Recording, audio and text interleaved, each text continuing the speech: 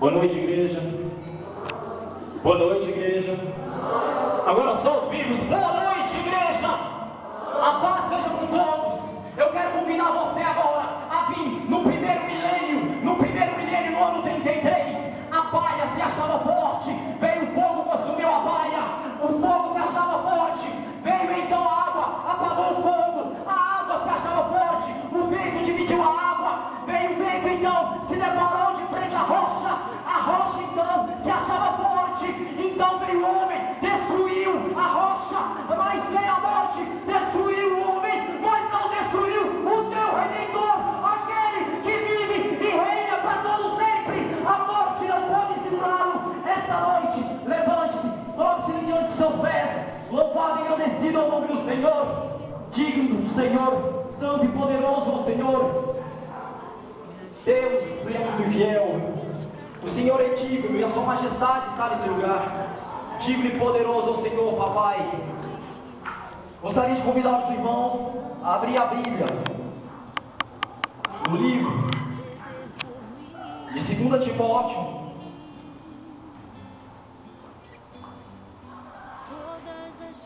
capítulo 4.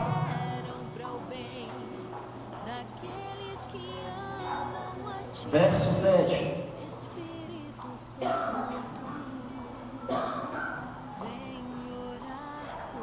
Combati o bom combate, acabei a carreira, guardei a fé. Verso 8. Veja agora, a coroa da justiça me está guardada, a qual o Senhor, justo juiz, me dará naquele dia. E não somente a mim, mas também a todos os que amarem a sua vinda. Verso 9. Procura vir ser comigo depressa. Repete comigo. Procura a vir comigo depressa.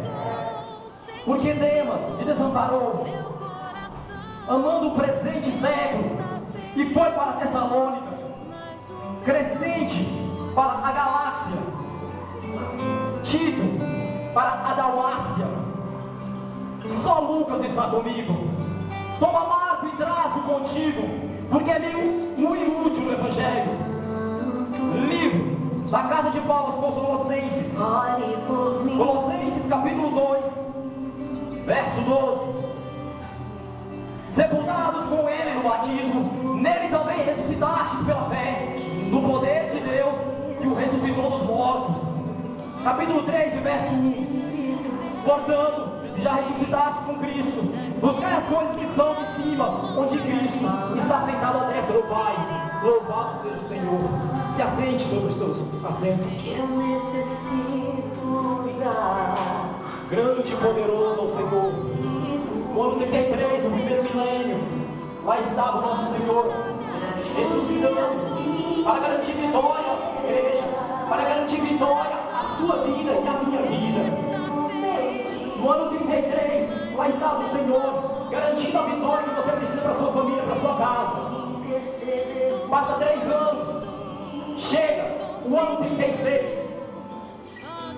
Lá está então, um jovem, criança, 8 anos de idade, fadado a ser imperador de Roma. 8 anos de idade, ele estava no palácio, no império de Roma. Ele vê então os guardas de Roma entrarem, e sem nenhum conhecimento ou algum motivo, ele vê os guardas tirarem a espada e apunhalar o seu pai. Ele vê a sua mãe morrer, ser esbofeteada. Lá está ele, debaixo da cama, escondido. Lá está ele, fadado a ser um grande imperador. Ele então é levado até o carrasco de seu pai. Ele e a sua mãe, é decretada a sua mãe em exílio de Roma. É decretada a sua mãe no exílio da cidade E ele então pede o contato de sua mãe, que foi decretado para ele que ele não mais iria ver sua mãe, ele iria ser criado com os escravos, ele ia ser criado com todos os tipos de escravos, judeus, sírios, fenícios. Lá estava ele, cresceu, fez muitos amigos. Então, chega um dia, ele se apaixona por uma mulher, elevado até a cidade de Roma. Aquele que matou seu pai não está mais vivo. Se lembraram dele e falou: retorna para o seu lugar é no palácio. Ei, o Senhor fala para ti esta noite: o seu lugar é no palácio. O seu lugar não é lá fora no mundo. O seu lugar não é no desânimo, é no desespero. O seu lugar não é no lugar de chacota. O seu lugar é no lugar de desamparo. O Senhor te convida: volta para o palácio. Volta. Eu te chamei para reinar, não para ser dominado, não para ser pisoteado. Dá-te a ver para a súbia. O Senhor te chama. Vai para ele, retorna ao palácio. Ele virou um cônsul de Roma. Seu nome, Nero. Lá está Nero, criado como escravo. Então, chega o tempo determinado. O pai, esse senhor, esse tio dele que criou ele, que amparou ele, e agora é imperador e trouxe ele de volta para o palácio. Pega ele e coloca, faz um decreto: se algo que acontecer, Nero reina em meu lugar. Ele morre. A mãe de Nero envenena ele morre. Lá está ele, em cima do trono, em seu lugar de direito. Mas a arrogância vem sobre o seu coração. Os tempos de hoje é fácil, é muito fácil acharmos irmãos que estão em cima do altar e diz que estão louvando, mas estão cantando. Tem uma grande diferença entre você abrir seu coração e adorar, como os levitas fizeram hoje, do que, como há muito por aí, um show apenas. Um show, uma exibição para o homem, apenas para passar o tempo. Há uma grande diferença entre louvar e adorar. Nero está no palácio. Ele reina agora. A arrogância chega ao seu coração. Ele então está de frente de um grande homem. É o ano 60. Paulo de Tarso está perante Nero. Paulo de Tarso está perante o imperador. Ele já ouviu falar algumas vezes de Paulo. Ouvia falar que ele perseguia os cristãos, mas acabou lastrando essa praça se tornando cristão. Ouviu falar que as palavras de Paulo, o que Paulo pregava, o que Paulo anunciava, era tremendo, e fazia o coração das pessoas fumarem a ponto de não aguentarem, de tanta graça que era a palavra de Paulo. A majestade do Senhor operava na vida de Paulo. Mortos eram ressuscitados, doentes eram sarados, aleijados andavam, cegos enxergavam. Lá está Nero e Paulo, frente a frente. Paulo então recebe o decreto de Nero: 2 anos ficará preso em sua casa. Você é cidadão romano. 2 anos você ficará preso em sua casa. Será punido com açoites e depois você será liberto. Não pode para essa prática, não pode para essa dominação de cristãos. Ei, a circunstância de sua vida fala para ti: não volta, não pisa o pé mais na igreja, não se aproxima mais. Para que você lê a Bíblia? A circunstância de sua vida fala: não dá mais, é o fundo do poço para mim. A circunstância de sua vida talvez fala: não te valorizem, não te querem presente. Mas o Senhor tem uma grande obra em tua vida e Ele irá realizar essa obra. Paulo então espera, chega o ano 62, Paulo é liberto. Volta a pregar o Evangelho.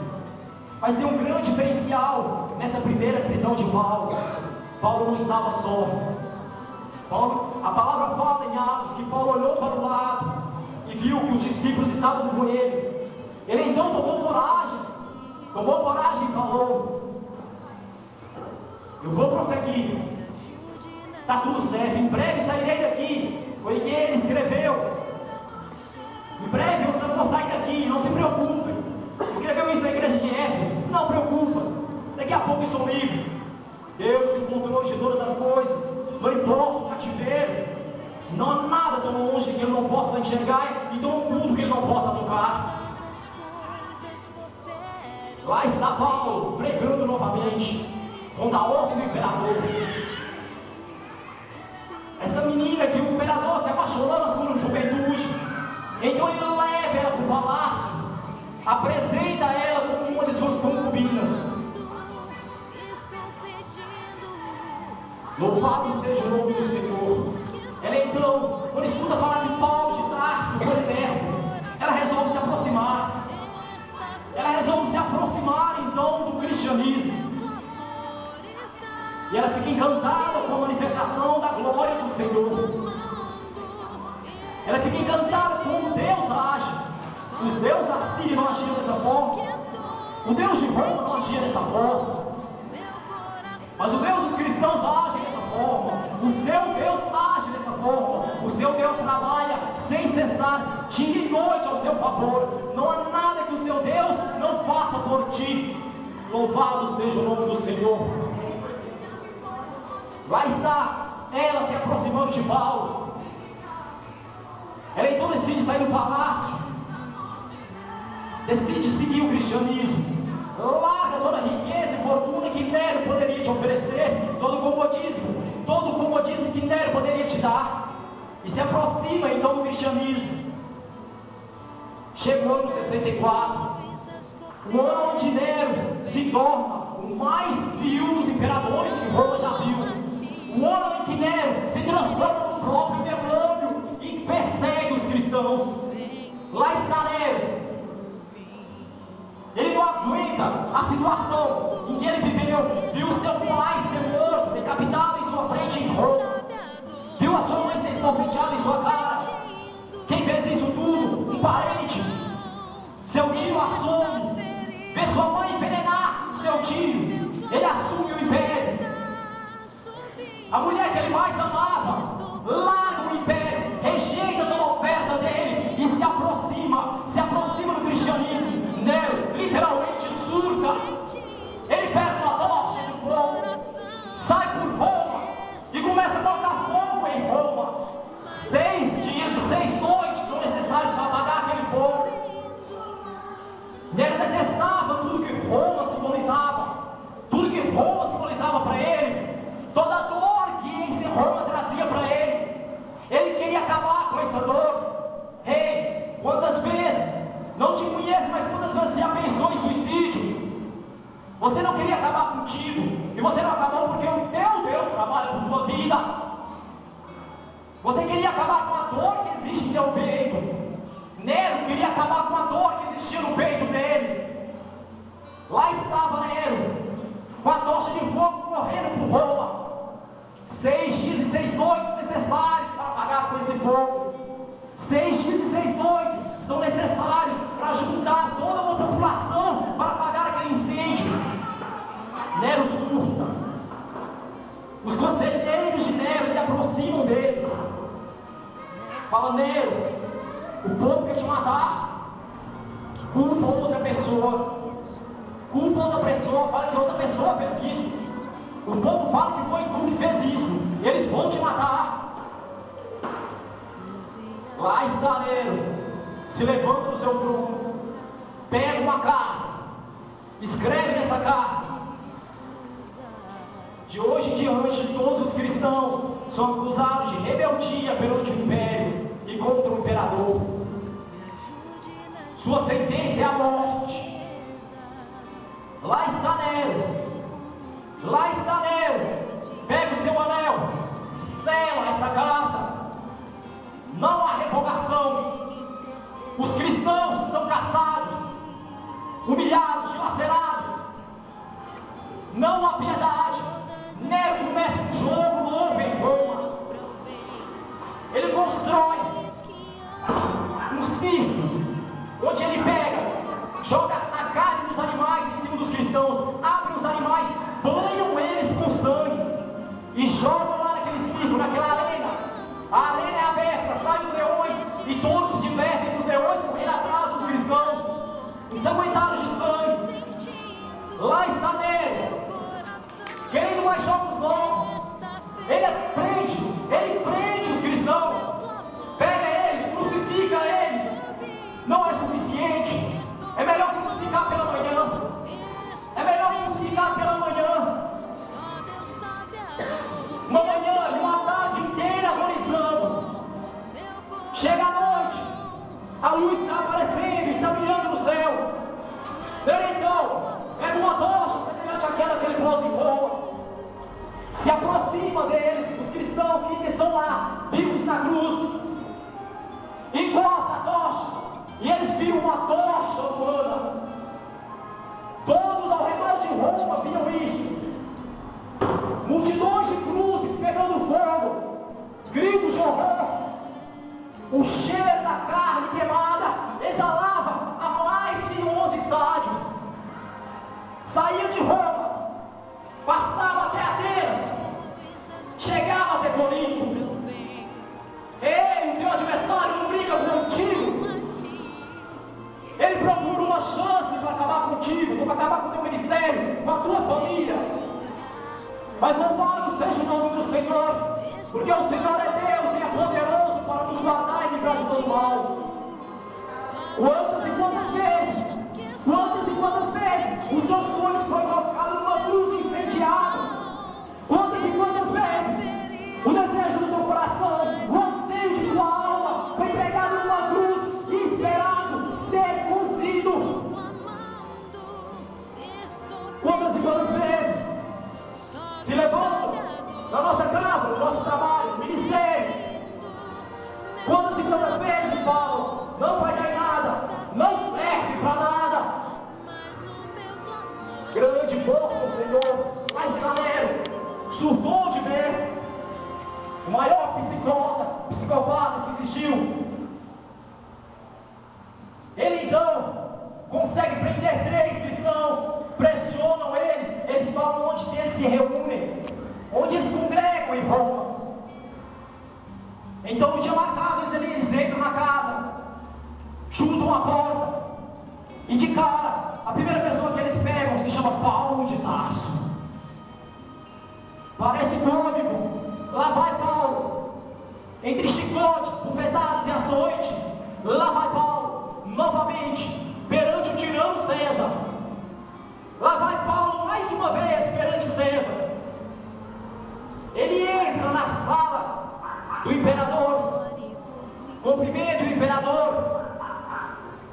O imperador se lembra dele, levanta, olha para ele, de novo? Até pouco tempo que estávamos aqui, de novo? Tu brincas comigo. Lá vai Paulo de Tarso, recebe uma sentença. Sentença nenhuma te dou agora, Paulo de Tarso. Eu te dei 2 anos e te perdoei, eu te dou 2 anos e te darei a sentença.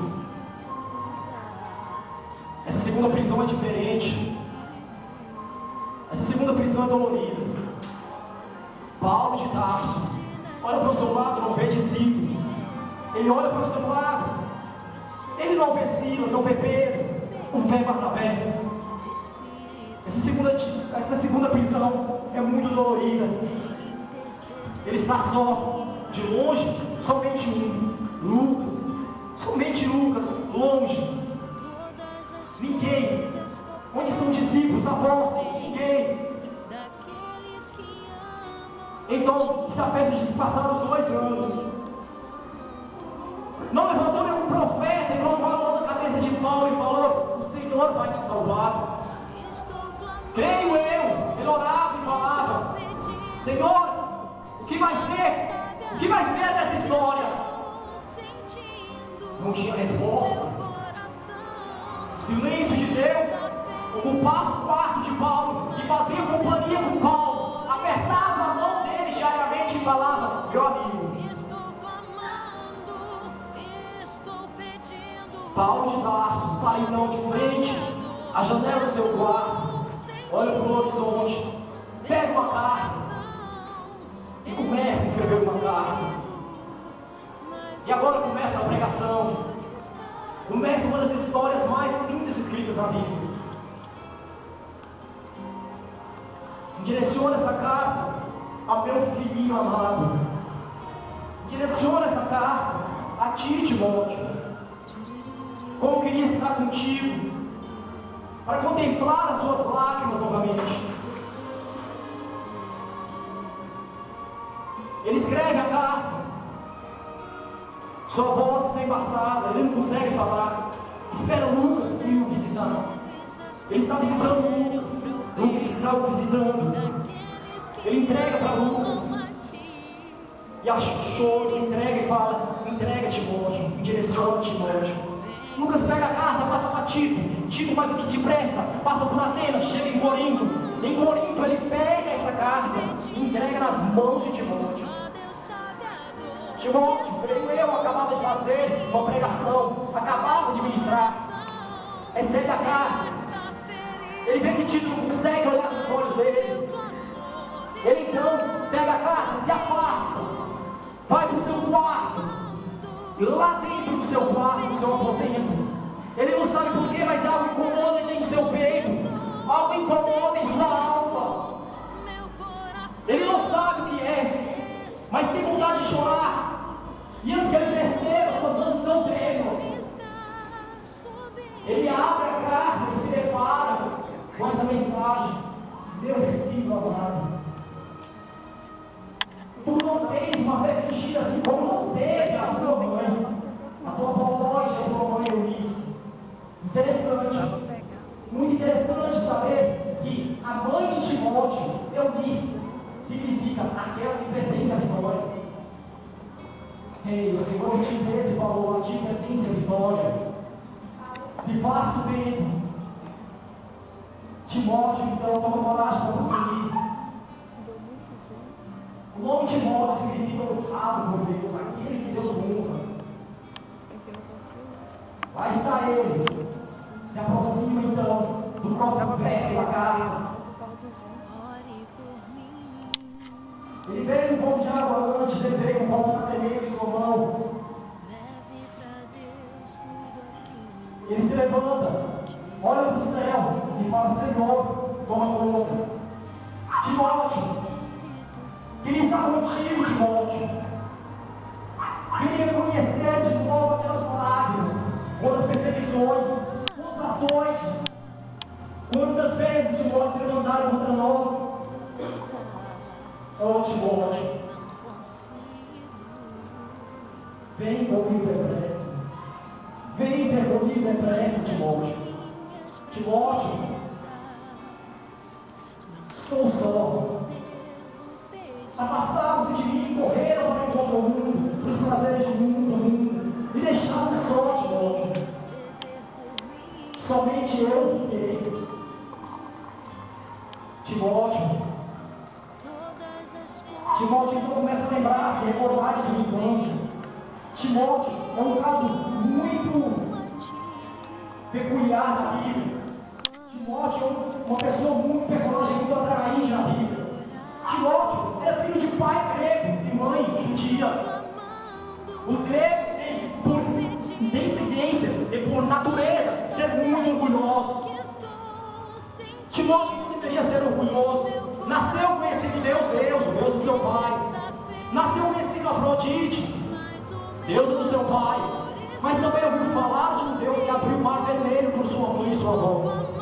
Ouviu falar de um Deus que criou os céus e a terra. Ouviu falar dele de um Deus que derrama fogo do céu e consome todos os seus adversários, que muda a situação, transforma aquele que é pequeno em grande, o grande em pequeno. Timóteo não deveria ser uma pessoa muito orgulhosa, mas isso não é desse jeito. Ele cresce.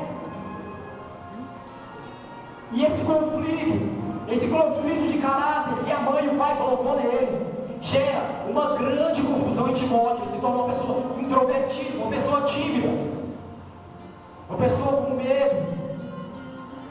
Ele então, creio eu, resolve um dia fazendo um desafio. Eu não sei que Deus é Deus, mas se o Deus da minha mãe, da minha avó é Deus, que Ele se apresente a mim. Ei, essa noite o Senhor vai se apresentar a ti. Essa noite o Senhor vai se apresentar diante da tua vida e vai mudar a sua causa. Lá está Timóteo. Ouve falar de um Paulo que ressuscitava mortos, que perseguia cristãos, ficou cego, depois retornou à vista pelo poder do Senhor. Ele escuta falar que Paulo estava lá, perto de Listra e Derbe, numa cidade da Grécia. Ele então vai até ele. Ele já é um cristão. Então ele ouviu falar de Paulo, ele é um cristão. Ele obteve uma natureza cristã. E lá está ele, perante Paulo. Paulo bate os olhos nele, vira para Silas. Quem é esse? Quem é esse? Olha só esse rapaz. Ele ajuda no louvor, ele ajuda a ir para a igreja, ele ajuda durante a pregação, durante a ministração. Quem é esse? Ele é filho de Eunice, neto de Lloyd. É um cristão autêntico. Se converteu realmente de corpo e alma. Paulo então vira para ele e fala: vem comigo. Eu tenho uma obra para ti, vem comigo. Se apresenta, te apresenta para o Evangelho. Vem comigo, porque Deus tem algo maior para a tua vida. Lá está ele então, decide ir com Paulo. Tantas situações passaram juntos. Era realmente um sentimento de pai e filho entre Timóteo e Paulo. Lá estava Paulo, preso, e Timóteo à distância. É interessante, porque a palavra relata Timóteo. Duas coisas ficam marcadas na palavra. Timóteo, vem, te apresenta para o Evangelho, do qual sou prisioneiro do meu Senhor. Te apresenta, vem e pratica o sacrifício do Evangelho, Timóteo. Timóteo, aquilo, essas palavras conseguiram entrar no coração de Timóteo. Era muita coisa, era muita coisa. Seu pai prestes a ser morto, clamando pela presença dele. Lá estava ele. A palavra Evangelho significa boas novas. Se apresente ao sacrifício das boas novas. O Senhor tem te chamado para ti. E nesta noite Ele fala para ti: se apresenta. Se apresenta, porque até hoje tu tem aqui na mão para mim, não tem nada em tua mão. Não há frutos do teu trabalho. Se apresenta. Vem compartilhar do sacrifício do Evangelho. Vem praticar o sacrifício do Evangelho. Venha trazer boas novas. Há muitos presos, muitas almas acorrentadas. Se apresenta. Ei, o Senhor está falando contigo. Larga. Basta como Maria, larga tudo, ouça a voz do Senhor. Eis aqui a tua terra, Senhor. Larga tudo. Se aproxima do teu Deus. Timóteo, vem e pratica. Pratica, Timóteo. Pratica as boas novas. A palavra praticar significa comunicar. A gente vê cristãos aí, pastores que chegam até enlouquecer. E eu falo de conhecimento pessoal disso. Porque o pai te dá uma palavra. Ele decide que não vai usar essa palavra no momento que o pai manda. Eu vou guardar essa palavra para tal situação. A situação nunca chega. E você é um pai. Faz não somente para ser cheio, mas para transbordar. Transbordar no poder de Deus. A palavra poder, e da mesma palavra grega, se traduz dinamite. Se você não passar aquilo, o poder que Deus colocou em sua vida, você vai estourar. Você vai surtar. O poder de Deus é para ser transferido. Louvado seja o nome do Senhor. Lá está Timóteo, tentando compreender essas palavras. Lá está Timóteo, querendo saber o que é isso, compartilhar o Evangelho. Ele então decide até Paulo. E quando ele chega, ele não pode entrar no quarto de Paulo. O carrasco pega Paulo, arrasta Paulo para fora do quarto dele. Nero quer te dar a sentença. Satanás decretou uma sentença para a tua vida. Satanás decretou a tua morte. Nero quer falar contigo. E ele arrastado chega diante do imperador. Cumprimenta novamente o imperador. Não tem lágrimas. Um sorriso no canto dos seus lábios. Ele já sabe a sentença. Ele vira e fala: Nero, o Senhor quer te salvar. O Senhor me chamou a pregar a grandes e pequenos. O Senhor quer te salvar. E o teu Deus salva Paulo de Tarso. Assim como a cabeça do meu pai foi arrancada, decepada na minha frente, não te condeno a uma crucificação, mas te condeno a uma decapitação. Paulo é arrancado para fora da cidade.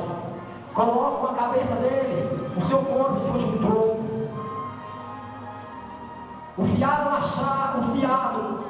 O machado afiado está no ar. Paulo então, passando um rápido olhar pela multidão, ele vê Timóteo e o seu desespero. Paulo dá um sorriso para Timóteo, o machado desce, sua cabeça rola no chão. O desespero de Timóteo não tem tamanho. Timóteo, Deus não te chamou a um espírito de timidez, não colocou sobre ti um espírito de temor. O Senhor te chamou para um espírito de ousadia. O Senhor te chamou com um espírito.